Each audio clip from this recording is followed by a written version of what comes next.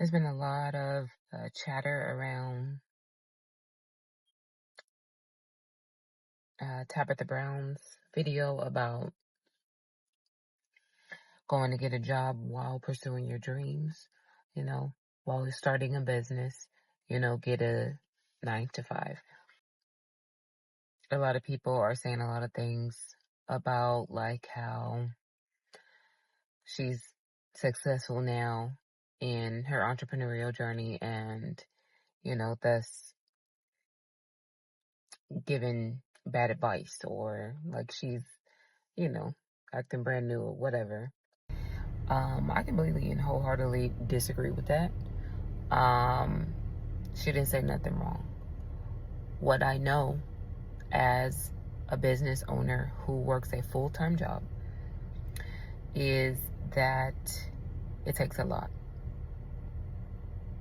And talking about my own journey, I shared some of these things on previous videos, but long story short, my entrepreneurial journey, may not look like the next person's, but it's mine. And so I'm sharing my experience. I can't tell you about nothing nobody else did. I started a business. I started Jade Paints. It's makeup artistry in California in 2016. I started it while I was working full-time.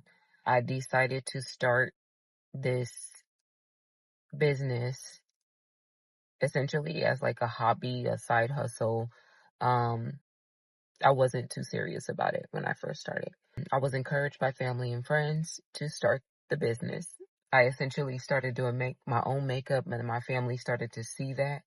And my sisters, my cousins, my friends, they started to book me for their events, thus giving me canvases to practice on. I have a creative background. I believe I have creative calling, but not makeup artistry. I can't draw to save my life. I really wasn't trained. I wasn't like experienced in any type of artistry in that way. Color theory, I knew nothing about. I literally just started watching YouTube videos and started to practice on my own face.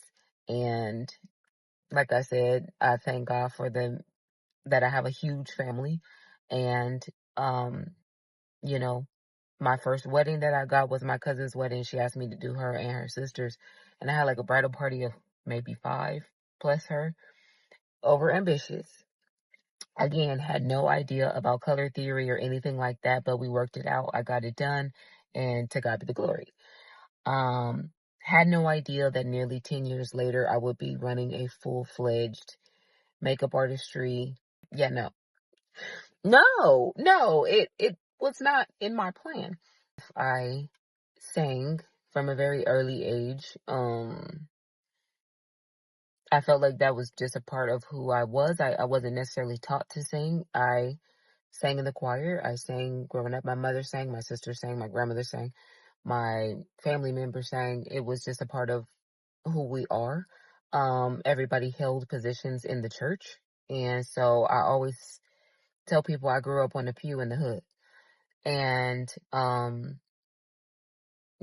so thank God for all of those experiences, but definitely not a makeup artist and not an entrepreneur. I was definitely taught to get a good job, work really hard, and retire. And that's what I saw as well. My parents worked very hard. My mother worked until she literally couldn't work anymore. She got so sick to where she was told that she's not employable anymore. She has to take off. And so my dad became the sole breadwinner for our family, and I watched him work at a company as long as I had been alive. Literally, he got the job the same year I was born. And he retired when I was about 35, 36 years old. So, And to hear my dad talk about like different dreams that he had and things that he wanted to do, I was so inspired by that. He, shared with me about how proud he was that I was doing what God called me to do. And I believe that God called me to do a couple of different things, but um, I decided to hone in on the makeup artistry and go from there. I am a creative writer. I write screenplays and stage plays. And so I'm a storyteller by default. Um so how I choose to do that varies, and I thank God for that ability and those blessings, those gifts and talents and skills that he's blessed me with.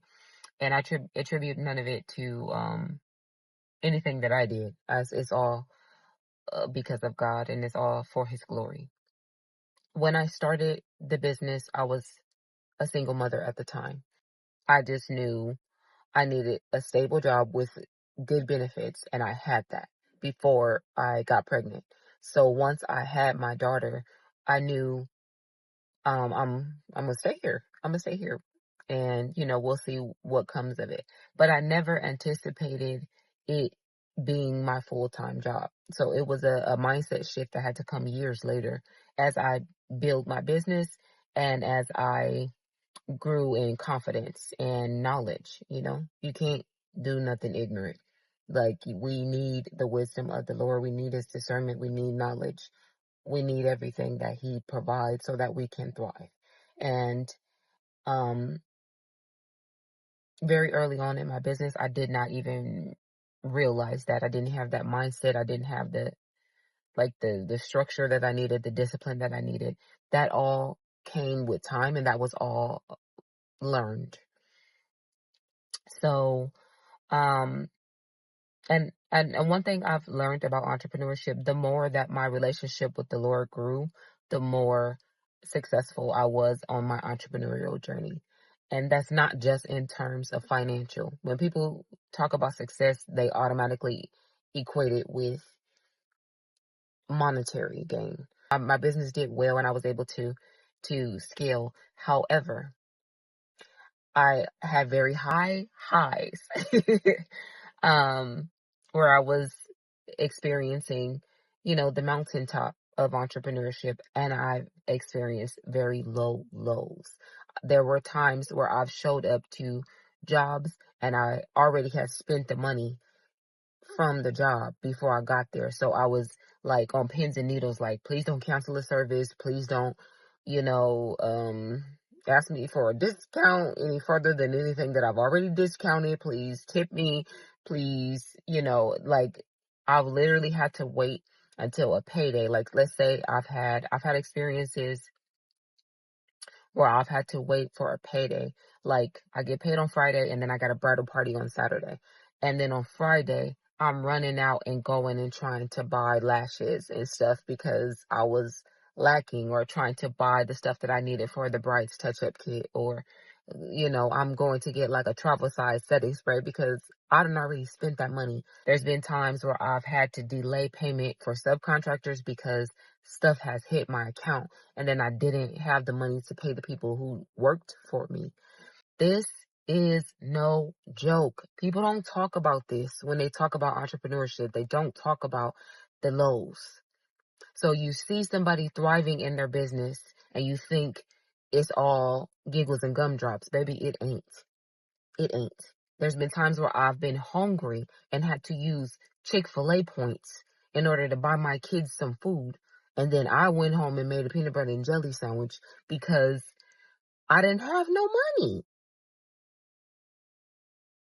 And I was doing interviews with magazines, and I was servicing high profile clients, and I was traveling to these wealthy neighborhoods and providing, this experience for my clients. Not as a phony, but definitely believing by faith that it was all going to pay off, that it was all going to work out, and to keep going. Because what's the alternative? I've tried to give up. I've tried to close my business. I've tried to stop doing makeup. Like, God won't let me do that. And not only has it grown into something that I could have never imagined, it is a ministry that is being birthed through it that I didn't even know. The ministry was already there before I decided to do anything with makeup. But God is showing me from a different side what true beauty is. And the irony of that is that I put makeup on the exterior to make a person feel more beautiful when they're already beautiful on the inside. Some people ain't. Some people need a little makeup on the inside, but we're going to pray for their deliverance, right? Their salvation. Okay, to God be the glory. I believe, like I said, that it's a calling. It's something that God will put you where you need to be when you need to be. He will put you around the right people. There's a lot to entrepreneurship.